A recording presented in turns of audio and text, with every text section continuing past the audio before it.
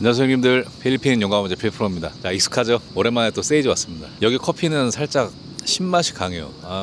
이런 커피를 175페소 넣었다니. 게다가 여기는 350인 것 같은데, 제가 영상들을 올리면은 이렇게 반응이 있잖아요. 근데 보면은 저도 사람인지라 부정적으로 나오면 저도 부정적으로 나가고, 그냥 아예 그냥 개소리 하면은 그냥 상대도 안 하고 그런 게 있는데, 최근에 해머 카페에 올렸을 때 댓글 중에 홍보 영상이네 이런 반응이 있으시더라고요. 홍보라기보다는 소개죠, 소개. 뭐 새로운 카페나 뭐 매장이나 생기면은 한 번씩 다 가보기 때문에. 근데 그런데 갔을 때 예를 들어서 좀 부정적이거나 까는 멘트를 해버리면은 저도 장사하는 입장에서 솔직히 기분 안 좋겠죠.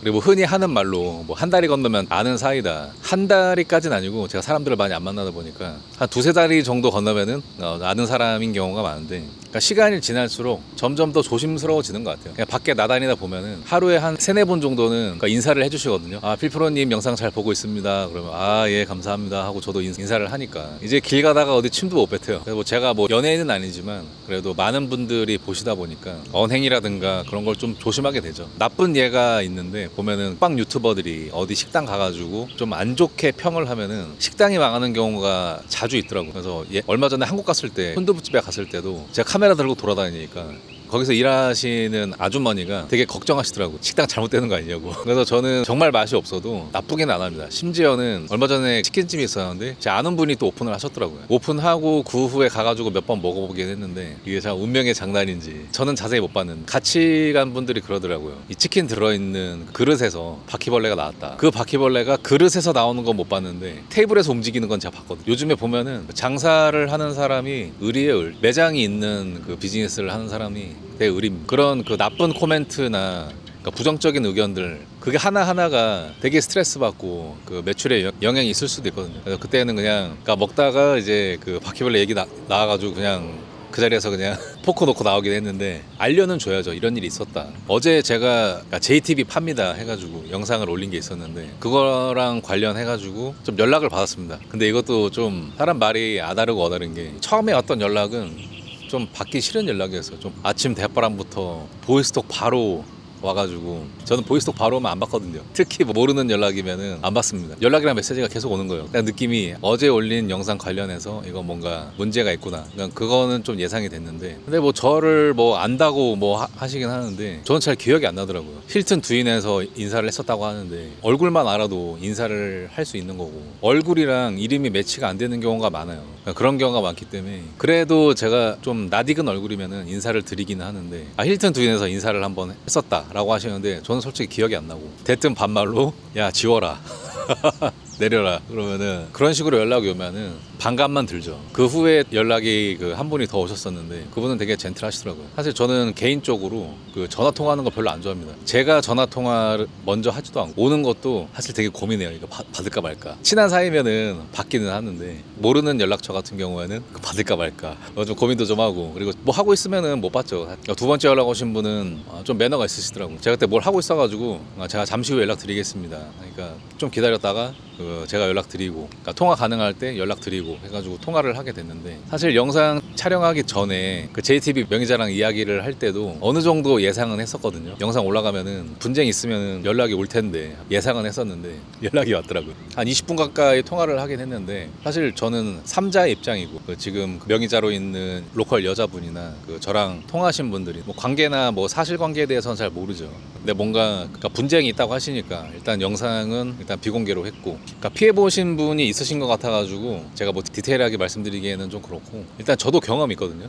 저도 전화 주신 분하고 좀 비슷한 상황이긴 한데, 근데 그런 상황이 아니라고 하더라도 일단 동업을 하게 될 때 제가 좀 팁을 드리면은, 어떤 뭐 비즈니스나 뭐 매장이 있다고 쳤을 때, 실물 매장이 있는 비즈니스 같은 경우에는 실물이 있고 그 매장과 관련된 서류들이 있을 거 아니에요. 일단 그 서류들을 봐야 됩니다. 이거는 제가 올렸던 JTB에 관련해서 말씀드리는 게 아니고 보편적으로 말씀을 드리는 거예요. 일단 뭐 매장이 있다. 이 매장이 잘 될 것 같아서 뭔가 뭐 동업이나 뭐 투자를 고려를 하실 때는 사람을 보지 말고 서류를 보세요. 서류. 뭐 대부분 다 임대겠죠. 그러면은 임대차 계약서를 보고 누가 계약을 했는지 보고, 저도 지금 여기 현지 처가 있지만, 물론 제가 사랑하고 아끼고 잘 살고는 있지만, 비즈니스에 만약에 연관이 된다 그러면 그거는 또 다른 문제거든요. 필리핀에서 비즈니스를 하게 되면은 대부분 법인으로 하게 될 거예요. 근데 서류 작업을 좀 더 수월하게 하려고, 그러니까 DTI 여기 현지인의 개인 사업자로 그러니까 비즈니스를 하는 경우가 꽤 있는데, 그런 경우에는 대항력이 없습니다. 일단 가장 중요한 거는 임대차 계약을 누가 했는지가 제일 중요해요. 그러니까 임대차 계약은 외국인도 가능합니다. 내가 만약에 그 돈을 태운다, 아니면 투자를 한다, 동업을 한다 하면은 임대차 계약을 그 누가 하느냐가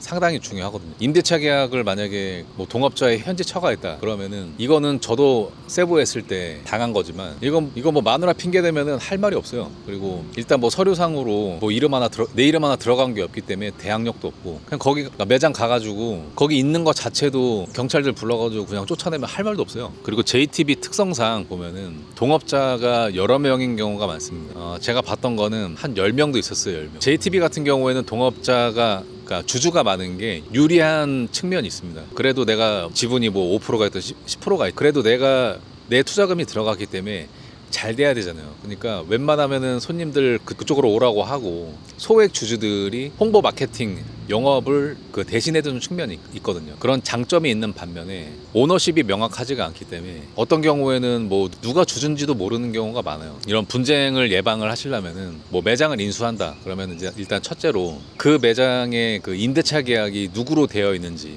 그러니까 첫 번째로 먼저 확인을 해야 되고, 남아있는 임대 기간을 확인을 해봐야 됩니다. 근데 그 임대 기간 같은 경우에 그러니까 중요한 게, 예를 들어서 내가 이 매장에 1억을 투자를 한다. 임대 기간이 1년 조금 더 남았어. 그러면은 1년 안에 내 투자금을 뽑아야 되는데, 순이익으로 1년에 1억 만들기가 쉽지가 않잖아요. 근데 또 문제가, 제가 세부에서 다이빙샵 할 때 겪었던 문제지만 악랄한 임대인들도 많습니다. 제가 다이빙샵 임대했을 때 어느 정도 수준이었냐면은, 그 임대인은 자기가 적이 많은지를 알고 있더라고요. 게이트가 2개가 있는데 게이트 2개를 통과할 때, 게이트 통과하기 전에 그 집에 있는 가드한테 미리 연락을 합니다. 게이트 열어놓으라고. 게이트 통과할 때 무정차로 통과해요. 그러니까 게이트 열리는 거 기다리다가 총 맞을 수도 있으니까. 근데 이건 사실입니다. 개를 진짜 거의 한 7마리 8마리 정도 키웠었는데, 집 주변에 개를 여러 마리를 키워놓으니 뭔가 조그맣게 뭐 바스락 소리만 나도 개들이 엄청 짖거든요. 필리핀 사람이고 어느 정도 사니까 뭐 자기가 직접 뭐 총도 가지고 다니고, 집에 방법용으로 총도 두고, 게이트를 무정차 통과한다는 것부터 일단 잠재적인 테러에 대해서 그러니까 의식을 하고 있었던 거죠. 근데 보면은 한국 분들이 토지를 매매를 안 하고 그냥 임대를 한 다음에 건물을 세우는 경우가 있거든요. 근데 그런 경우에 보면은 그 건물이 완공이 돼가지고 영업을 해서 그 임대 기간 뭐 25년 30년 동안에 투자금을 뽑아내면 상관이 없는데, 제가 주변에서 여러 봤습니다. 이거 좀 안타까운 얘기인데, 토지를 임대를 한 다음에 건물을 올리게 되면은 이게 경기가 이게 항상 좋은 게 아니잖아요. 코로나 때 무너지신 분들도 있고, 좀 잘못 생각하시는 게, 그러니까 건설 자금을 100% 다 확보한 상태에서 시작을 해야 되는데, 보면은 벌어서 건설 자금을 댄다고 생각하시는 분들이 많거든요.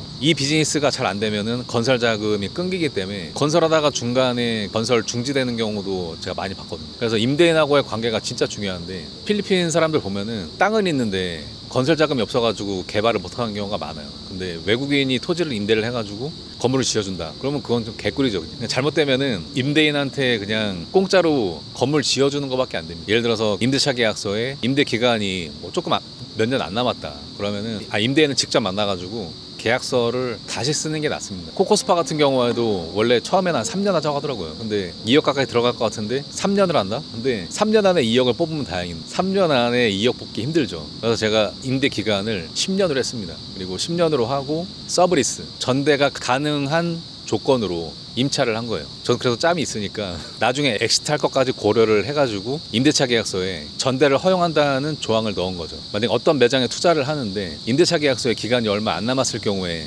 돈이 들어갔는데 막상 이게 계약을 리뉴얼 할 때 됐을 때 임대인이 말을 바꾼다. 이 자리에 그냥 내가 할게. 그래버리면은 이건 뭐 두말 할 것도 없죠. 그러니까 그런 경우를 방지하기 위해서는, 그러니까 임대차 계약서 잘 확인하시고, 이거는 저도 실수를 했던 부분인데, 어떤 한국인 남자가 있고 여기 현지 분하고 결혼을 했어요. 그러니까 그런 경우에 그냥 법인으로 설립하면은 뭐 시간이랑 비용이 많이 들어가니까 현지처의 개인 사업자로 사업자를 내는 경우가 있단 말이에요. 근데 이것도 조심을 해야 되는 게, 그 둘의 관계가 영원하냐? 저는 아니라고 봅니다. 사실 뭐 연애하다가 헤어질 수도 있고, 결혼해가지고 애 낳고도 헤어지는 마당에 남의 처 명의로 된 임대차 계약서나 사업자로 비즈니스를 제가 봤을 때는 그냥 돈 주는 거예요. 일단은 그런 분쟁이 생기면 일단 안 되지만, 근데 경험상 보면은 분쟁이 생겨가지고 소송을 했을 때 2년 정도 걸렸어요. 결국에 재판에서 이기긴 이겼지만 이미 뭐 데미지는 데미지대로 받고 시간은 지나 있고 법무 비용은, 복잡한 소송 같은 경우에는 한 4, 5년은 금방 갑니다. 그러니까 그런 분쟁은 안 만드는 게 가장 좋고, 제 경험상 어디에 뭐 투자를 하고 싶다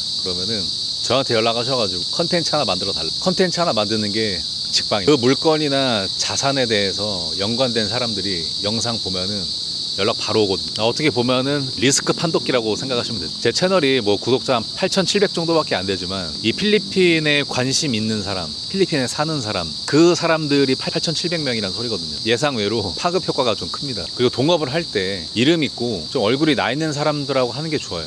그런 사람들은 평판이 중요하기 때문에, 그러니까 예를 들어서 어떤 한 정켓이, 그러니까 정켓을 예로 들면 경영이 어려워지면은 그냥 나 몰라라 하고, 뭐 손님들이나 뭐 에이전트 디파짓 했던 거 그냥 책임 안 지는 경우도 있고, 근데 어떤 경우에는 진짜 에이전트들한테 연락 다 해가지고 1페소까지 전부 다 돌려주는 그런 정켓도 있거든. 그것처럼 어느 정도 인지도 있고 좀 명망 있는 사람들하고 그러니까 비즈니스를 하는 게 좋습니다. 근데 보통 분쟁이 생기는 거 보면은 나랑 좀 친분이 있고 분쟁이 생기는 경우가 좀 주변에서 보면은 좀 많긴 하더라고요. 일은 일로 봐야지 그냥 단순하게 그냥 친분이 있다고 해가지고 같이 일을 하게 되면은 문제가 생길 가능성이 좀 높죠. 근데 JTB 컨텐츠 촬영하기 전에 저도 꼼꼼하게 확인은 했습니다. 지금 운영은 어떻게 되고 있는지. 그러니까 제가 들었던 거는 투자자의 여자친구가 개인 명의로 그 임대차 계약을 했고, 그리고 운영을 안 한 지 한 달이 넘었고 남자친구는 연락이 안 되고 있다. 임대료는 그 본인이 내고 있는 상황이고 매장을 정리를 하고 싶다. 그러니까 저는 그렇게 듣고 이제 영상 촬영을 한 건데, 좀 스토리가 좀 있었나 보네요. 내부 사정이 좀 있었던 것 같습니다. 자, 알파드 한 2대 정도 매각을 하려고 하는데, 자, 관심 있으신 분들은 이쪽 카톡으로 연락 부탁드립니다. 자, 형님들 비판적인 사고하시고 오늘은 여기까지 하겠습니다. 안녕.